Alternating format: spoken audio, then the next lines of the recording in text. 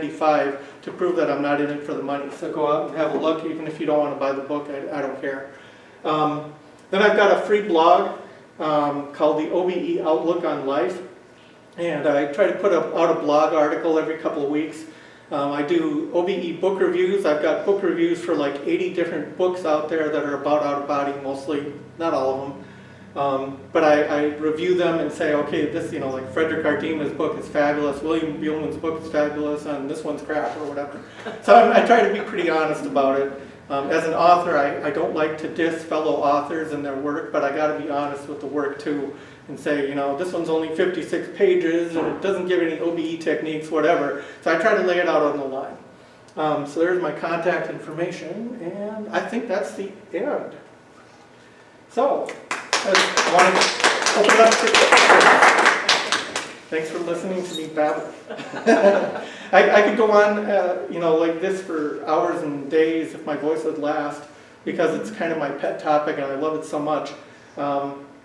But there's a lot of good free information out there. There's a Facebook group called Astral Projection on Facebook, if you're into that. And there are more than 48,000 members in this group. And there's a lot of them active, and a lot of them asking questions, giving information, all free, and there's a lot of free information. If you go to the files section, you can find the texts of a lot of books out there as well. Frequently asked questions, stuff like that. And my website, robertpeterson.org, also has a lot of that as well. So I'll leave that on the screen. So anybody have questions? How are we doing on time?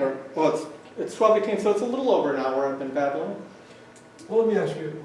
How has OBE affected your life, enhanced your life through the years? How has OBEs affected my life and enhanced my life? My OBEs have made me much more spiritual. Back in 1979, I was raised Catholic, and I believed in God and Jesus and all of this. And I went to church every Sunday, well, not every Sunday, but a lot of Sundays. And after church, I would completely forget about God. And I would go on my merry way, and the rest of the week I was scientific. I was all about science. And I was a computer guy. I'm like, typing in computer programs, and I loved it. I was all about that. But when I started having out-of-body experience, I'm like, there's a discord here. There's a disconnect. Because there's this world, the spiritual world, and the Catholic Church, or my Catholic upbringing, the Bible, didn't say anything about out-of-body. And there's the scientific world that I so loved, but they didn't say anything about out-of-body. And I'm like, how do you reconcile these two? There's got to be a middle ground, and that's where I find myself. But when you're standing there and you see your own physical body and it's lying there on the bed and you're looking at it and it looks dead, it's easy to think, someday I'm going to leave this body behind. We're all going to die. We just never want to face that and think about it. We're all going to die. I want to know what's out there. I want to know what happens. So, it's made me much more concerned about spiritual things. One of my favorite quotes is that the difference between spirituality and religion is that in religion you are believing or have faith in somebody else's spiritual experience. In spirituality, you are having faith or belief in someone, in your own experiences. Without a body, that's that spirituality put into practice, right? It's your personal experience, your personal relationship with God. That's the only religion I need. I threw out the Catholic Church and all the organized religions because they are political organizations. They want to stand between you and God. And I don't want to tell anyone what to believe. I'll never tell anyone what to believe. I tell, go after it yourself. I want to, the information is out there. We're all going to have to face that one day where you're not going back into that body. And so my out-of-bodies have made me much more concerned about God and spiritual things. And it's also made me lose any kind of prejudices and things like that. I mean, when you look at, my dad was a prejudiced guy, right? He didn't like black people. He hated blacks and all this. And this is up in Minnesota. And I never understood that. But when you're in out-of-body experience, it's like that body, I don't care if it's black, white, red, or purple, it's just a physical shell. It's not your soul. It's not who you are. Who you are is what's important. And so prejudice is just an absurd, stupid thing, right? There might be cultural, there might be evolutionary reasons why people lean that direction, right? Because, I mean, if you look 100,000 years ago and there were people, there were people living in caves and in tribes and all of this. If you found a stranger who didn't look like you, you're a white guy and you see a black guy, he's obviously not from your tribe. If you're, whatever, if you're an Indian and you see somebody who's a little darker shade of red than you, he's probably going to kill you. He's got an arrow pointed at you. So you have to be aware. So there are probably cultural, historical reasons for prejudice that bubble through. But today's world, forget it. It's all crap. It's absurd. We're all just spiritual beings having a human experience. So, yeah. My question was about the need for protection before you do something like this. Mm-hmm. In meditation, in clearings, and different things like that, there's usually a protective type, statement and thoughts before you start. Is that something that's common for before entering an OBE? Okay, so the question just for the camera is the need for protection and during or before an out-of-body experience, so if you can protect yourself from negative forces, I'll just say. A lot of books claim that you should protect yourself or say a prayer.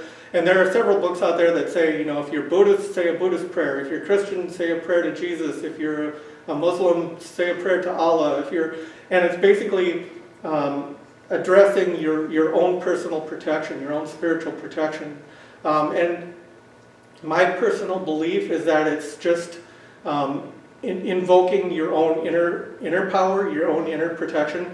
In my experience, your best protection against evil forces or negative forces is your own belief in your personal protection.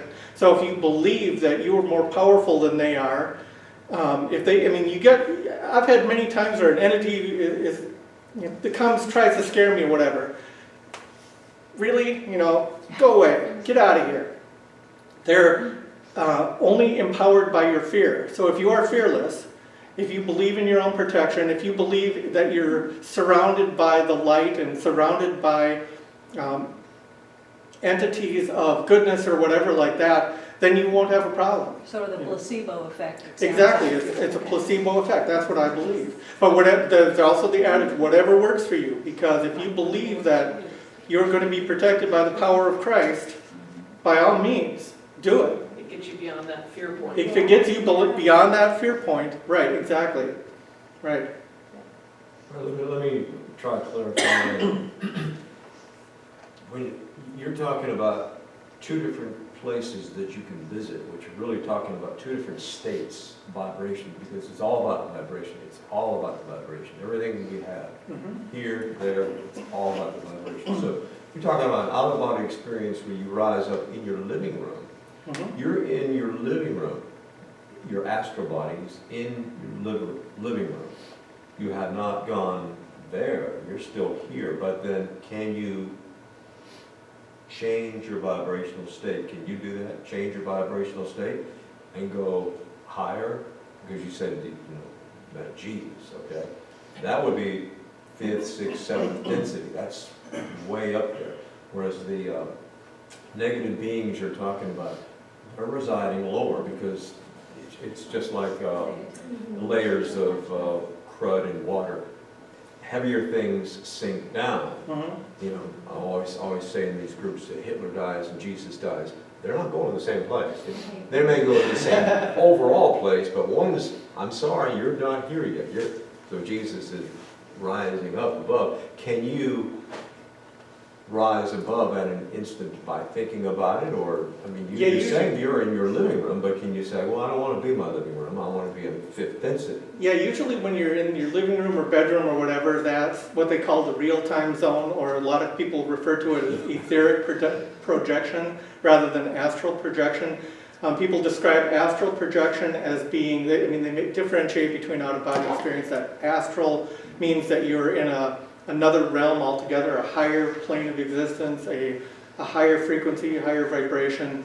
And when you're in the real-time zone, you're in a lower vibration. And yes, if you go into the experience with a more positive, uplifting feeling, you'll automatically be drawn to these higher locations.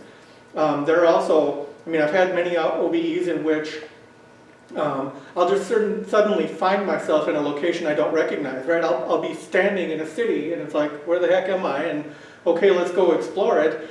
But is that an astral city? Is it a physical city? I don't know. To me, they kind of feel the same, and there aren't, I've said many times in the past, there aren't exactly signs over the doorway saying, you know, you've now entered the astral plane, you know, have a fun journey or whatever. Well, and it even goes a little further than that, because there's that projection of time. It might not even be a city. It might be a physical city that you're in the etherical plane, but it might be 20 years in the future. Right. You don't know what time you're going into as well. And people have described time travel OBEs in which they've witnessed events in the past or in the future. I actually had one, excuse me, my voice is getting wrong. I actually had one OBE in which I was taken by a guide, a non-physical guide, through a doorway, and I found myself in the future. And it was an OBE in which it was really kind of bizarre. I popped out of my body and I'm all ready to do something, and I see this kind of a square doorway that's like black, and it kind of opens up, and it's like a hole in the universe in front of me, and I hear this disembodied voice. I don't see anybody, but I hear this disembodied voice, and he says, "Come on, let's go in," or whatever. And I said, "Where the heck am I going?" And he says, "To the year 2032 or something like that," or I forget what the year was now. But and of course, being a very scientific, skeptical guy, you know, I don't believe what this guy is saying.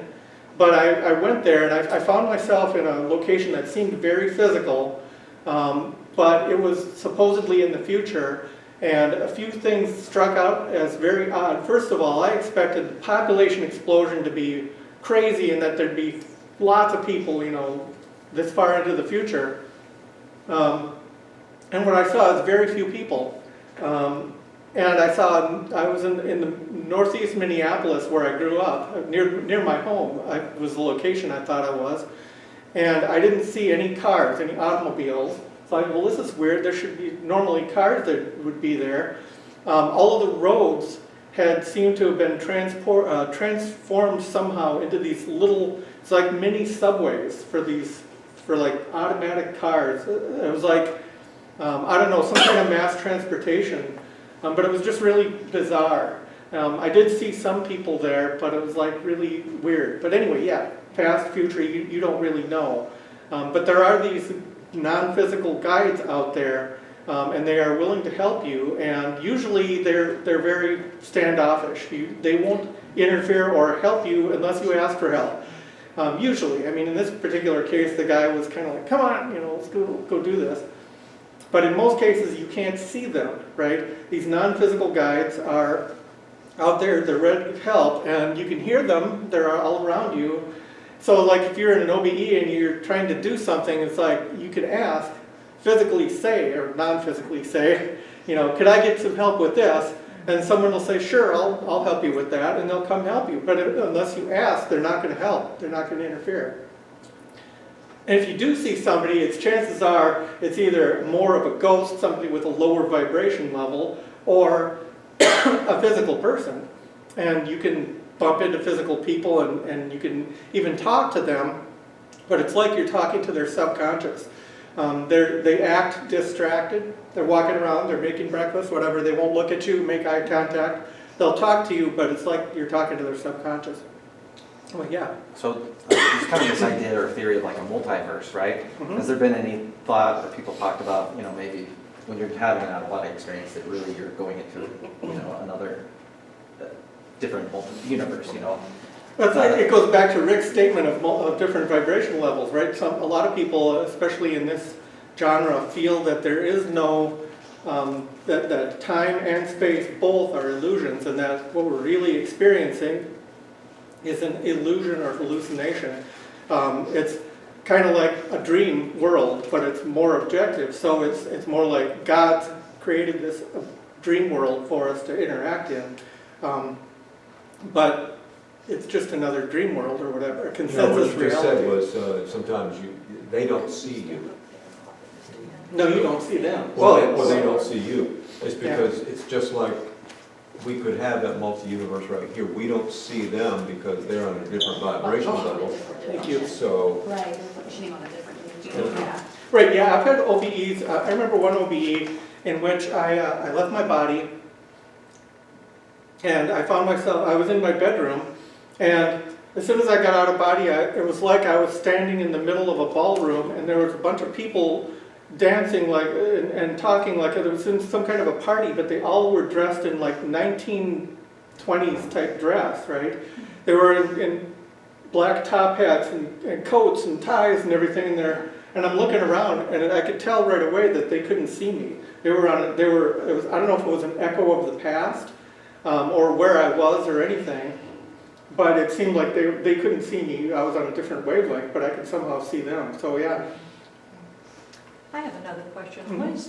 What would you say is the difference between this practice and just a deep meditation? Because I've been in meditations where people came out and described villages and people and all sorts of scenery, very detailed, and and again seemed like it wasn't even necessarily our time. So what is the difference? Okay, the question is the difference between meditation and OBE.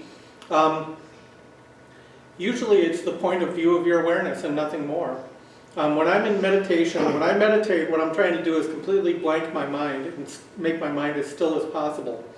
But I usually don't go anywhere. I might see visions, I might, find myself suddenly standing somewhere or whatever, but there's not that sense of separation from your physical body.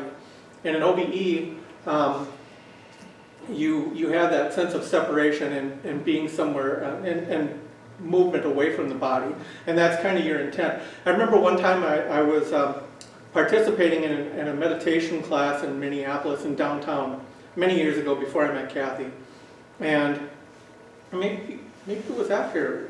I don't recall. Maybe we were there. Anyway, we were in a meditation.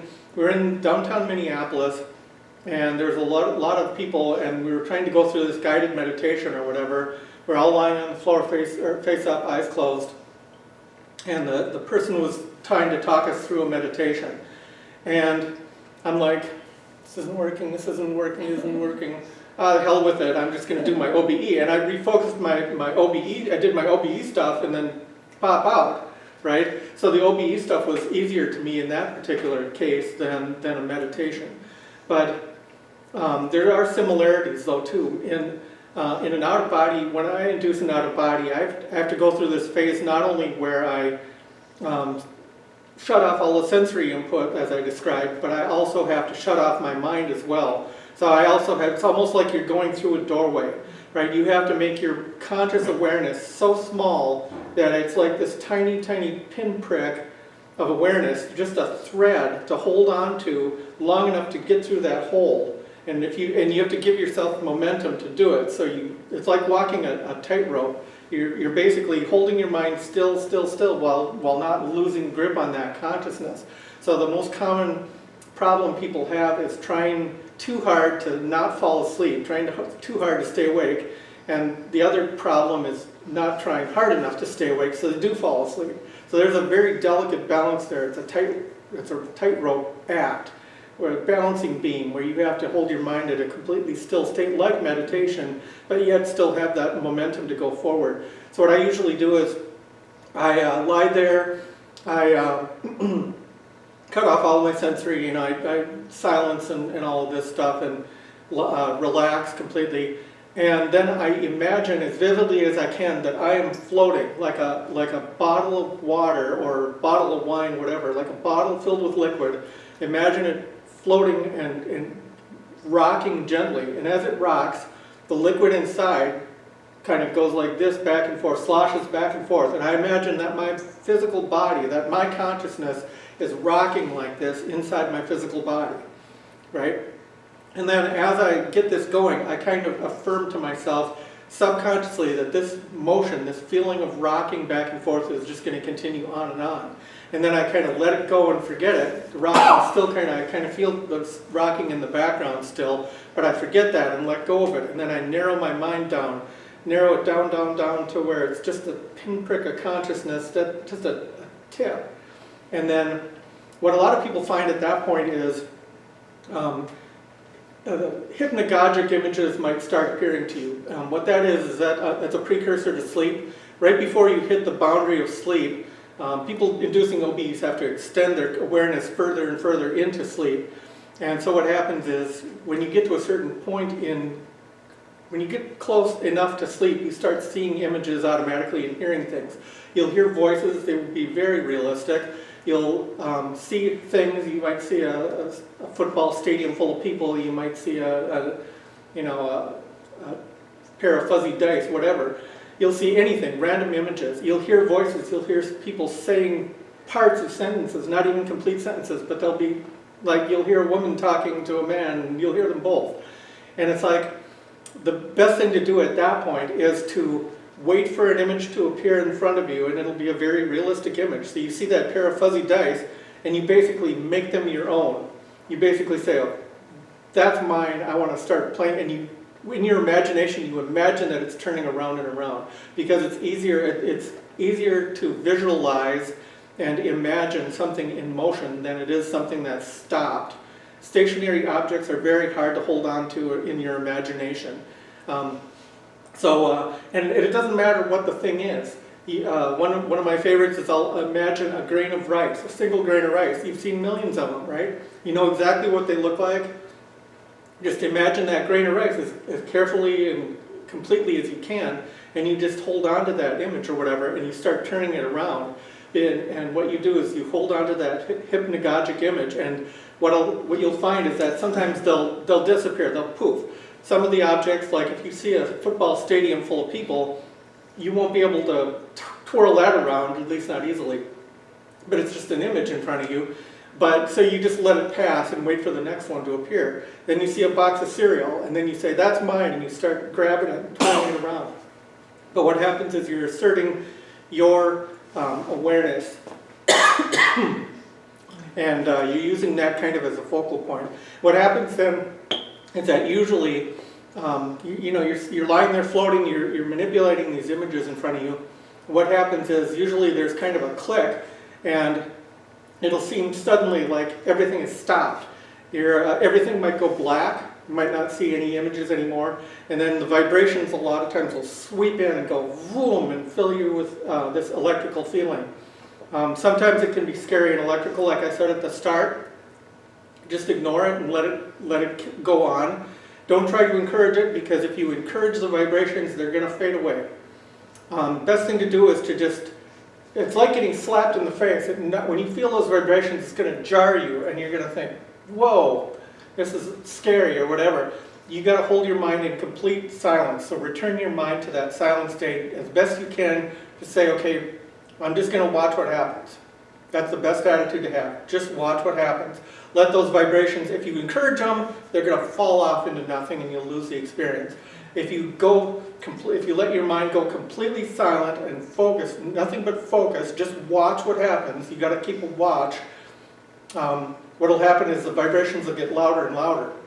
And when those vibrations reach their absolute peak, then you try to sit up, stand up, roll over, roll left, roll right, whatever you can. You try and physically move. And when you try and physically move, what's going to happen is your non-physical body will move and your physical body will stay there in sleep paralysis.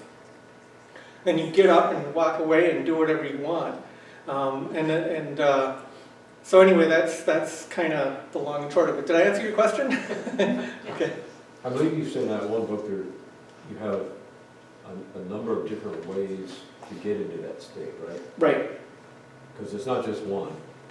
Oh, there's dozens. There's lots of different Because techniques. you described several. You described just laying on the floor. Yeah, and saying, there's okay, I'm just going there's to- lots and lots of True simultaneous. meditation is clearing your mind. You have no thoughts at all. So Right. you're thinking, Right. lying on the floor, okay, I'm going to walk out into my living room, but you're not moving. You're using your imagination to Using your derail imagination the for it. TPJ's That's story of just one method. experience Yeah, there's several different methods, yeah. Because you described two different methods in the last few minutes, that they're diametrically opposed to each other, but whatever works. I don't see them as diametrically opposed. Well, you said one, you're laying there and then you just imagine that you're going out here. The other one, you said. Well, yeah, you can use your imagination Clearing your mind. to imagine that grain of rice, or you can wait until a hypnagogic image, you're approaching sleep, so you can wait till a hypnagogic image appears like you might see a grain of rice. But either way, you're gonna end up at that same location, that same juncture. So one is you're asserting more physical awareness, and the other way is you're just letting go more. And different people need different things, right? We all have our own stubborn in-the-body programming we need to overcome to get into that experience. So yeah, different people need different things. Another And there's question I different had approaches. There's also whether or not to do it going into sleep or coming out of sleep and different was, things. who won the Super Bowl in 2032? I'll write that down. I don't know that. I'm not sure about We're gonna that. pull it back to the future, make some money. Yeah, I wish I could do that. Still trying to figure out how to win the Powerball and Mega Millions. But other questions? Could you tell us the difference between your 4 books, or Yes, the focus? Yes, my first, this is my first book, Out-of-Body Experiences, How to Have Them and What to Expect. Basically, I had read a lot of out-of-body books at that point, astral projection, and I encountered a lot of things that I had personally experienced that were either wrong or different from what I had experienced. That people wrote in these books, these other books, a lot of people are saying things like, oh, one book will say, oh, you got to eat meat. The other one says, oh, you got to be vegan or vegetarian, whatever. And they're like, or your eyes are gonna behave this way. You're gonna see this kind of thing. You're gonna see that kind of thing. And it's like, no, this is what happened to me. And so I had to basically, this is the experiences I went through, how I got into it. It's kind of my story, and every chapter has an exercise at the end to help you induce OBEs. And it gives my favorite OBE technique, as well as a few others in here. I like the astral cord tug of war in that book. Yeah, this book has a story of, they talk, in Ecclesiastes in the Bible, it talks about whenever the silver cord is broke, referring to death, you die when your silver cord breaks. A lot of people who have an out-of-body describe a silverish looking cord that connects you to your physical body, and they say when that breaks, you die. Well, what Kathy's talking about is I've had several OBEs in which I leave my body and I'm trucking like this, and I feel a pull on my back from this silver cord, and it's like drags me back. It gets a kind of struggling. It's like struggling underwater, and I get pulled back by this cord back into my body, and I'm like, damn it. So I had fights with this silver cord, and then it got to a point where there's this one OBE I had in which I was, I was struggling to get away from this thing, and I felt the pull on my back, and finally I got pissed off. I was like, I've had it, that's it. I turned around, I grabbed onto my silver cord, and I went, vroom! I yanked on the thing as hard as I could. I didn't care if it killed me or what. And I was really, really pissed off. But anyway, and it kind of dropped to the ground like an electrical cord or cable or whatever, and then I was okay. But my point of that whole story is that, I don't think you're going to be able to die any sooner than what is planned for your life. I believe that when humans come into this world, into this existence, that they come with a plan. And we make those plans as we go. We plan every night during our sleep, we plan the future. And when you have deja vu experiences, what you're remembering is you're remembering your plans. And those plans are usually made and I've seen this personally, this is not a belief, this is something I've personally seen. I've seen myself making these plans. And that gets into a whole other discussion of a higher self and our other lives. Things that happen when we're out of body, when we're not conscious. Because there's a controlling entity that, there's a higher self. We all have a higher self that has a plan. And you need to cooperate. Anyway, back to the book. So this is my story, basically, and the first half is basically the story of how I got into it, what I encountered, my fight to try and overcome different things, how I have obtained enough proof for me to believe in the experience. That's part one. Part two is called What the Books Didn't Tell Me. And this is all, that's the second half of the book, and it's like things like the blackout on entry and exit. When I noticed that when I have an out-of-body experience, there's a tiny blackout between exiting my body and waking up over on the in an out-of-body experience. But I've also had OBEs in which there was no blackout whatsoever, where I've held continuous consciousness all the way down into the experience and all the way back up. But that's something that was never mentioned. And also pain, the experience of pain. Can you feel pain in and out of body? The different modes of eyesight. Nobody ever talked about different modes of eyesight, right? But what I found is that when I'm out of body, I have to make a special effort to actually see. Because if I'm in a natural out of body state, what tends to happen is I'll be perceiving everything in 360 degrees. It's like I call it, in the book, I call it astral mind sensing. It's like you can feel everything in the room with your mind, and you can negotiate, I could walk around and not trip on the cord or whatever. I could negotiate a very tight situation and know exactly where I am because I can feel everything around me. But I have to make a special effort to see usually. So if I'm, a lot of times a lot of people will have it out of body and they'll find they're completely blind. They can't see anything. That's usually a sign that you're too close to your physical body. If you get 15 feet away from it or more, 5 meters for people who are in the metric system, then you can make a physical effort to open your eyes and you'll see more, your eyesight will be more like physical eyesight. So you'll see directionally kind of like physical eyesight and you'll be able to see things. So you'll be able to see that doorway instead of just feeling that doorway. And that brings up a whole other topic, right? I could go on for hours. Blind people who have been blind from birth have OBEs and they are able to use this 360 degrees mind sensing ability, and they're like really surprised that they can feel something at a distance. They can't possibly know what eyesight is like because they've been blind from birth, but they can sense everything completely from a distance, and that amazes them. But anyway, things like that. That's what this first book is about. But it's very scientific too. It's very, what I encountered. These are the things I encountered. And I tried to be very down to earth as you can with a topic so weird. The second book was basically me basically, I got to a situation. May I ask what the name of it is? Because I want to write it down. The first book or the second? The one you're holding. The one I'm holding is Lessons Out of the Body. Okay, thank you. Lessons Out of the Body. Basically, I got to a point where the first book had been published. And I got to a point where it's like, I meant to say this. I wanted to say this. Why didn't I say this? And there were so many different stories and things that, most importantly, where can it lead us, right?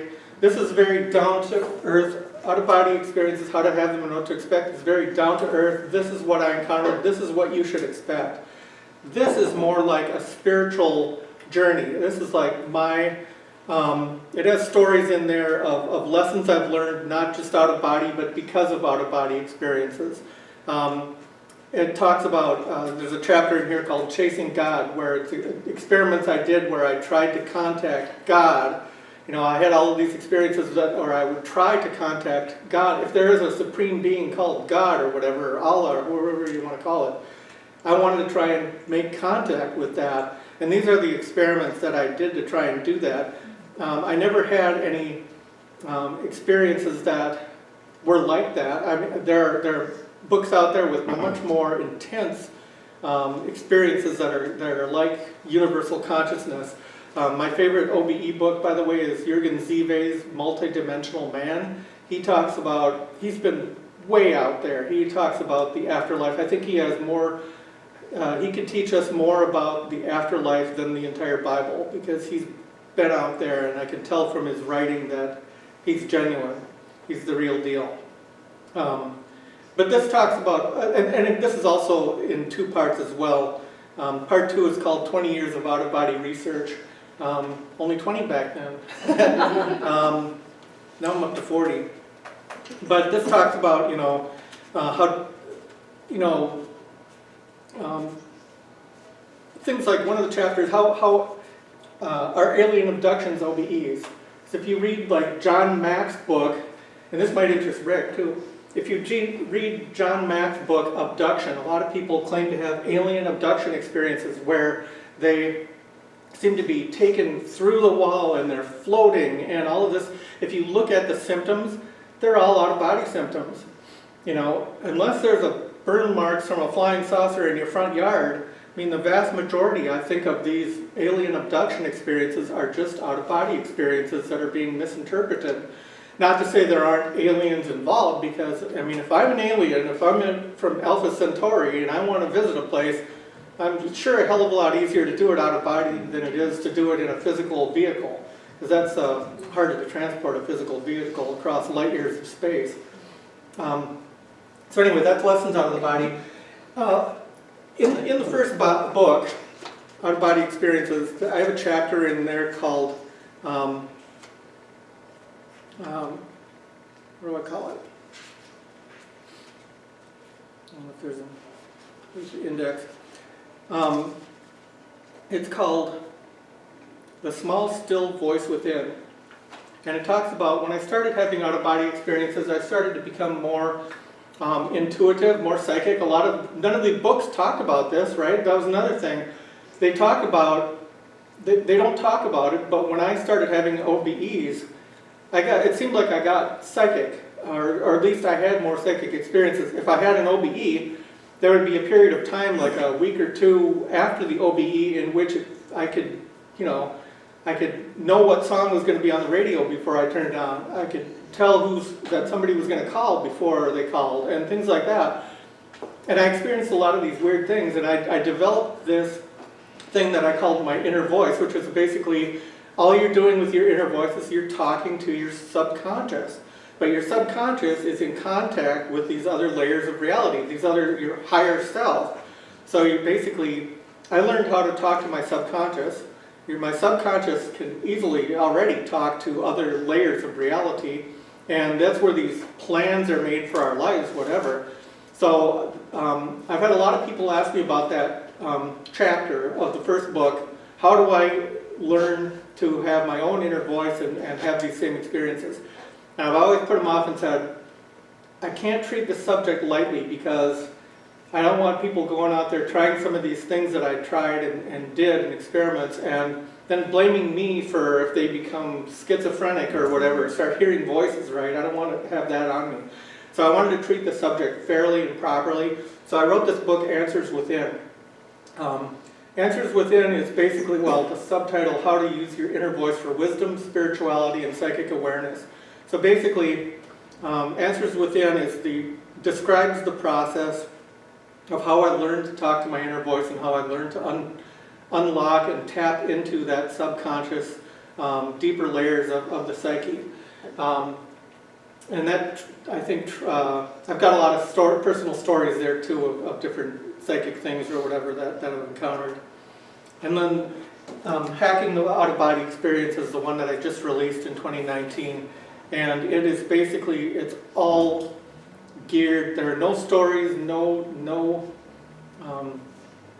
out-of-body stories in here at all. It's all directed toward helping people achieve out-of-body experiences. All the tips, techniques, and it's techniques not only of my own, but from multiple sources. I talk about all of the different OBE authors and what they have to add to the thing. So this is like the different approaches. Rick was talking about different approaches to the OBE. I talk about that. But I've got there's a lot of chapters in here. A lot of them are techniques. So there's chapter 32, rolling, spinning, and tornado techniques. And so I talk about, the whirling dervishes and Yvette LeBlanc's technique, and D. Scott Rogo suggests this and all of that. And then the rope technique, which describes Robert Bruce's technique, OBE techniques. Robert Bruce is another very prominent out-of-body or astral projection teacher. Mantras, and Part 3 is basically cajoling your subconscious into making it happen more than trying to do it directly. Sneaking past the gatekeeper, sleep directives, stuff like lucid dreaming and how to transition lucid dreams into out-of-body states. Brain hacks and assisting technology, so we're talking about meditations, brain hacking, breath work, I mean all kinds of stuff, but the entire book is geared toward getting you out of the body because that seems to be what people want. You take plastic? I do not take plastic, no. How much is that? But I'll be in town, How much is that? I'll be in the Biloxi area till May 1st roughly. I'm The cost of the book? let's say $10 for each. Okay, and you take cash? I would take cash, yeah. So, Other questions?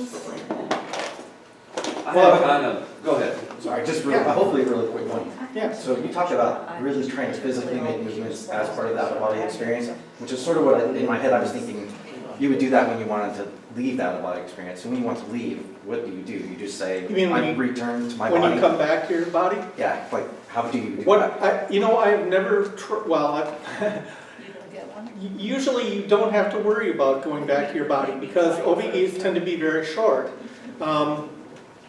OBEs, a lot of times, you know, I'll invest an hour and a half trying to focus my mind to the right place, and then I'll get there and I'll pop out of body and it'll be done in like 20 seconds. You know, it's like crap. You know, I need it to be longer. I want it to be longer. Longest I've been out, it's like I think it was more than an hour. It seemed like I was out for hours. But the bottom line is you don't ever have to worry about coming back, right? Because, I mean, all you got to do really is think about your physical body. Several authors out there recommend, I think William Buhlman recommends, you just think of your pinky. Think of moving your pinky like this, and it'll take you back instantly. So if you think about your physical body, it's usually enough just to, it'll automatically take you back there. In most cases, I try and stay out as long as I can, so I don't ever want to come back until I'm absolutely needed back, you know. And yet you talked about laying there and trying to roll and shake. Right, that's once your astral body is separated from your physical body, right.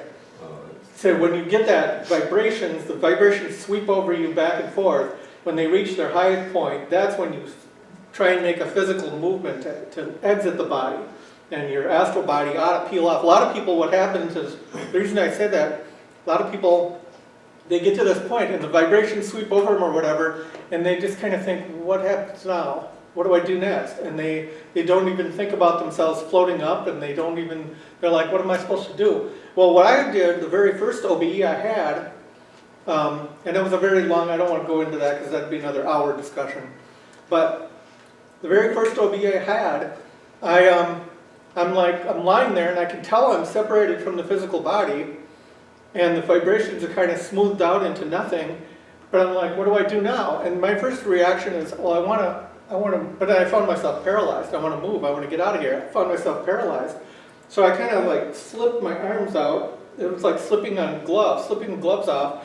And I'm like, I put my hands in front, I'm like trying to claw out of my physical body. So I'm inside my body, in my chest cavity, and I'm going like this, didn't work. Right? It was like I was up against this barrier, this is energy barrier of my physical body.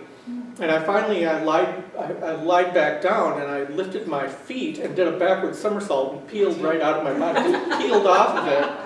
It was literally like, you know, like an onion, like an onion, layer of an onion peeling off. Yeah, so that's the physical part. Once you're actually separated, you got to make an intention to move or to move like you do physically to get out. But then from there on out, I mean, you can think about floating. It's like that first experience. I was like looking at the ceiling, it's like, wow, wouldn't it be cool to be up there? All of a sudden, whoosh, I was whooshed up there. And then I'm looking down at my body and it's way down below and I'm thinking, oh crap, what if I fall? And then boom, I fell into my body again. You know, so it's like, it's mind directed, but it's also physical directed. We're so used to having a body schema, a body image, that we have to operate from that level at some point. So, You need something to experience from, otherwise you're just pure consciousness, which is nothing wrong either, but anyway. But well, the lesson is that there's nothing easy about this. Yeah, there's a lot of subtleties, there's a lot of different nuances and that, but anyway, I wanted to thank Rick for inviting me to talk, and thanks for having me. And you'll be here until May 1st. I'll be here till May, and I'll be attending more of these things too, Follow so along I'll, the group, and Yeah. he'll be here, and he can answer some more questions. We Yep. want you won't have the slide presentation, but yeah. we can, because we talk about a lot of things. We don't have to stick to one subject. Any more questions about anything? Oh, I had kind of a question comment, Yeah. and I'll preface it by saying, I've had one astral projection experience, Mhm. I've had 2 out-of-body experiences, and I've had numerous lucid dreaming experiences. Mhm, Now, none of these I understood at the time were what they were, mhm. and I also didn't intentionally, or at least consciously intentionally, have these experiences. So around a year ago, I started looking into some techniques for astral projection. Mhm. And one of the techniques was, had to do with having something physical, learning the type of, say you hold your ring for 20 minutes before you doze off or before you start to try to get into that field. Mhm. My question was, I've heard that people can be hindered from physical objects, like if you have a necklace on or if you have a ring on. I've noticed you had a couple of rings on, and it may have to do with that molecular structure or that peeling back of dimensions or realms or going into that other thing, but they get to that point, and because they left their necklace or their ring on, they couldn't break into that thing. Have you noticed that? Do you take your rings off every I night think before you try to do it, or? Well, I never wear rings at night anyway, I always take Okay. my rings off, but Okay, I think that it's pretty much placebo effect. I think that for many years, I've been a fan, if you will, of Jane Roberts and the Seth material, all of that. And so I believe your belief creates your reality.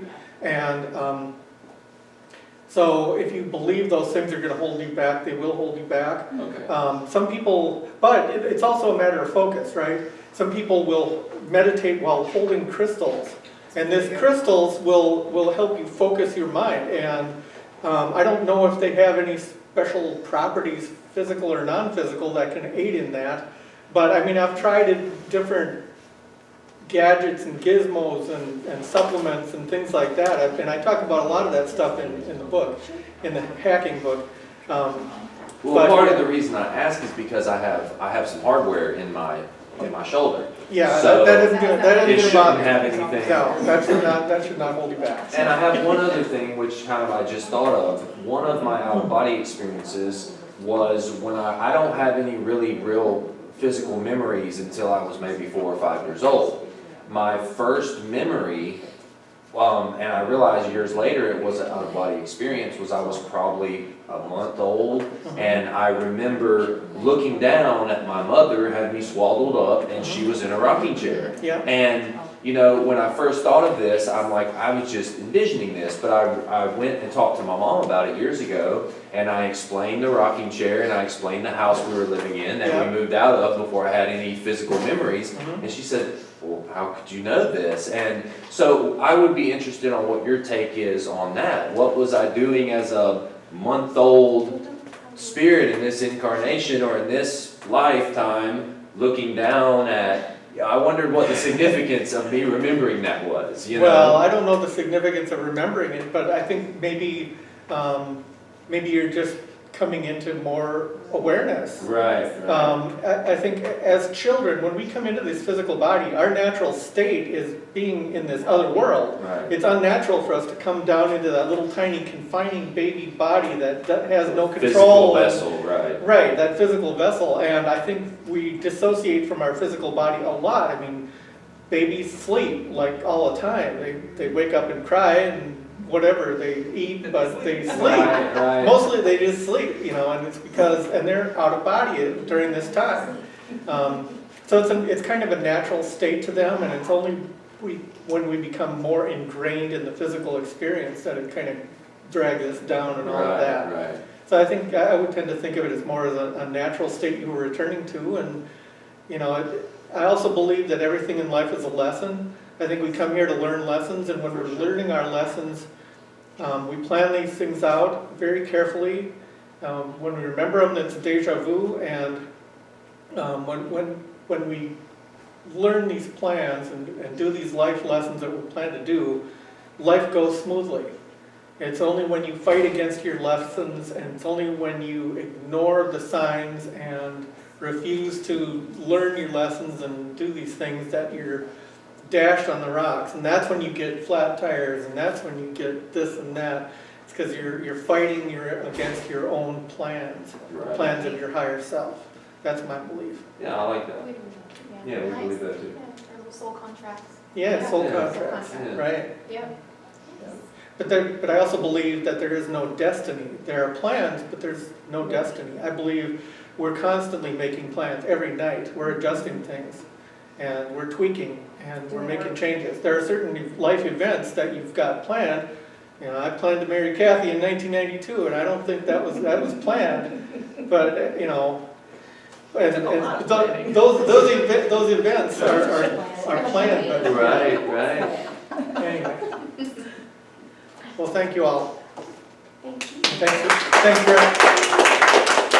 I just want to say, there was you reminded me of a movie. It starred Christopher Reeve, who used to play Superman, and Jane Seymour. And I never thought of it as an out-of-body movie at the time, but there was, Christopher Reeve played a guy that used to worship this picture on the wall, Jane Seymour's Out picture. of time? Something like Out of Time.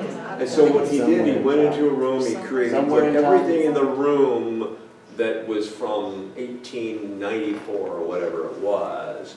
And he dressed up in the clothing and everything, and then he went in and laid on the bed. And next thing you know, he's in 1894, and he goes out, and there she is, and he goes on through this whole thing, and the whole movie's about his experience there. And then something happens where he gets beat up or whatever, and he finally ends up near the end of the movie, and he does something. He reaches in his pocket and pulls out a coin from 1994, and it sends him right back. So you were talking about it, sending him right back, and then he couldn't, and he, oh no, and he Just that couldn't coin. go back.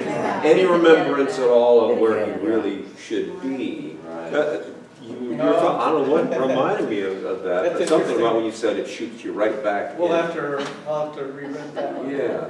Kathy, did you shut off the recorder? No. Oh, could you please? I have to let her know. And you might want to Yeah. edit out I think just where we press walked that in front of it. button.